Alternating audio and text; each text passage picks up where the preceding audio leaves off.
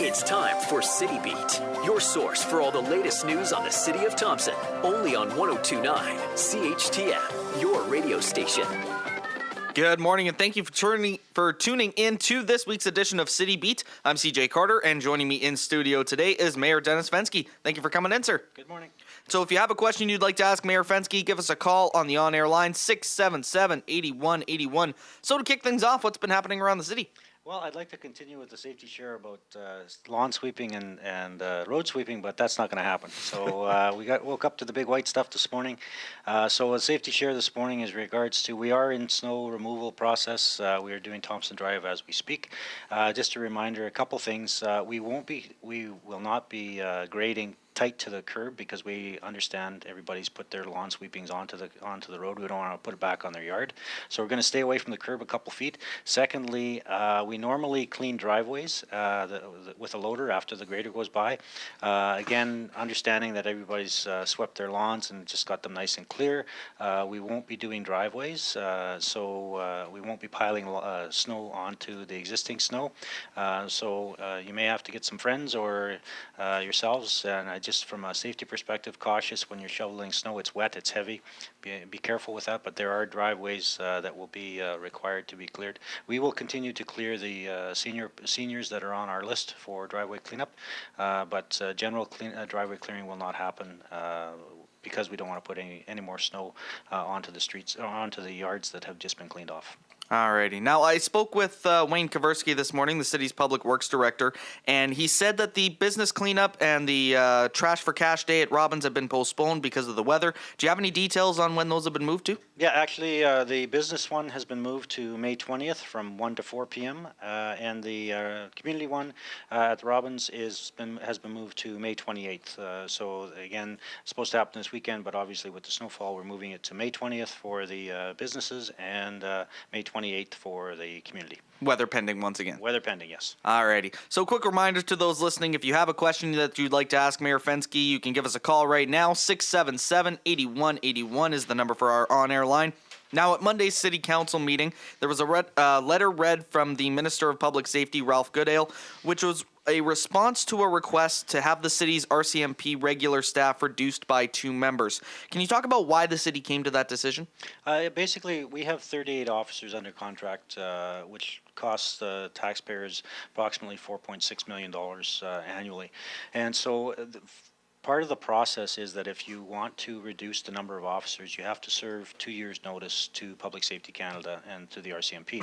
And so given that the last budget discussions with Council, Council was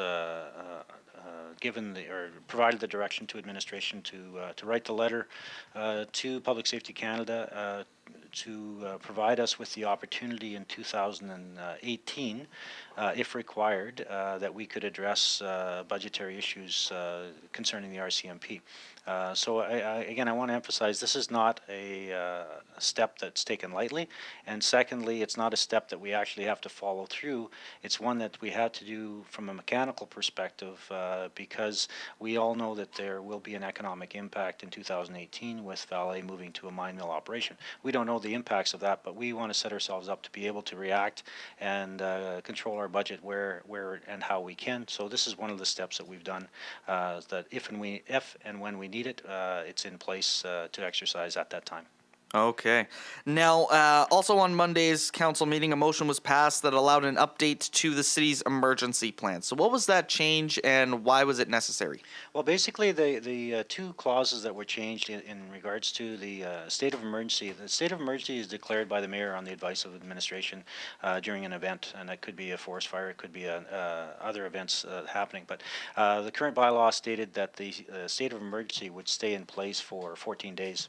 And so that has been extended to 30 days just to allow a longer time frame to deal with a significant incident. The similar process has recently happened in Fort McMurray, where they declared a state of emergency and the province stepped in with the federal government in order to control the situation and move forward with putting the fires out and getting Fort McMurray back to the way it should be. That'll take a long time, but basically there is again a step in in declaring a state of emergency that affects funding at the provincial and the federal level, and this is a minor amendment to allow those timeframes to stay open during an event. Okay. Speaking of Fort McMurray, something that Councillor Judy Collada brought up on Monday during the just comments section was that several local businesses have committed to donating $1,500 each to the Red Cross for Fort McMurray relief efforts. 8 total businesses for a $12,000 group donation, and it's great to see these businesses getting involved in something like this. Absolutely, and that's reflected of our community as the city of Thompson and the community of Thompson and surrounding residents. We have had past residents and current residents that have worked or are working in Fort McMurray, so it affected us directly. But as a community at whole, when there is an event that people have to step up to, whether it's the Relay for Life or in this case Fort Mac and the fires, very proud of the businesses that step forward, and also all to the individuals that have donated online to Fort McMurray. And just a reminder that online donations can still be had at redcross.ca. Just go to the website. You'll find the Fort Mac link to that, and you can still donate on a personal basis. And a reminder that the federal government is matching personal donations dollar for dollar. So keep that money rolling in. They're going to need it for quite some time to rebuild Fort Mac to where it was before. Absolutely. So before we wrap up, was there anything else that you wanted to mention? Again, just going back to the safety aspect, with this heavy snowfall, it's wet, it's heavy. There's lots of slipping, sliding around in regards to driving conditions. Be very cautious with that. Again, look out for the kids. Kids love snow and snow piles, so around the school areas, reminder that the school zone speed zones are in place at 30 kilometers, but just be aware of kids in and around the school zones, especially with the slippery and slushy conditions that we have. For sure. All right. Well, thanks again, Mayor Fenske, for coming in and joining us today. That is it for this edition of City Beats. Make sure to join us every Thursday at 11:30 to find out what's happening around the city and City Hall. For 102.9 CHTM, I'm CJ Carter. City Beat will be back next Thursday morning.